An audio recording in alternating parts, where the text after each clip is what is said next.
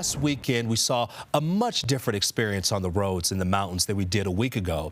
But to avoid those traffic backups, drivers will have to do their part. Your reporter in the mountains, Spencer Wilson, spoke with the director of the I-70 Coalition. She says a solution could be public transit. This can include carpooling, taking the snow stang, or taking the bus up from Denver. This would ultimately lower the number of cars on the road and the chances of a crash.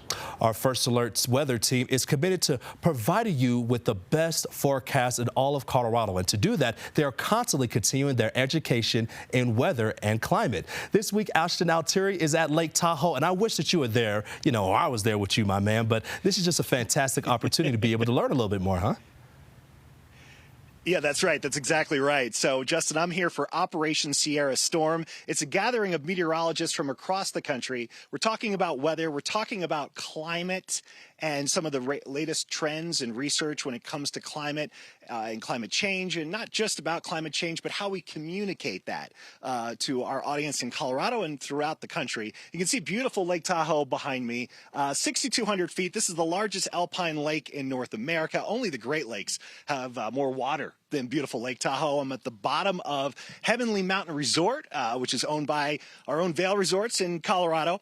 I'll be honest, they don't have a whole lot of snow here. We're actually doing better with snow in Colorado than they are here in California, but they have an enormous snowmaking operation here in the Lake Tahoe area, so conditions are actually really, really good. I want to show you the snow cover across the country, and as we look at this map, you can see a little more than half the country has some snow on the ground. That's a lot better than we were doing just not long ago, and what happened last week is largely responsible for that. As we look at the map over here in California, you can see that there is some snow, of course, here along the Sierra Nevada mountains, but again, not as much as they often have at this point in the season.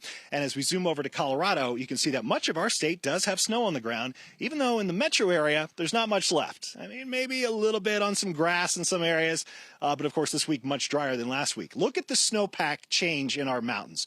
A month ago, it was not a good situation. All of our river basins, all 8 of them in Colorado, were below normal. But fast forward to the current snowpack map, and we're at about 95%.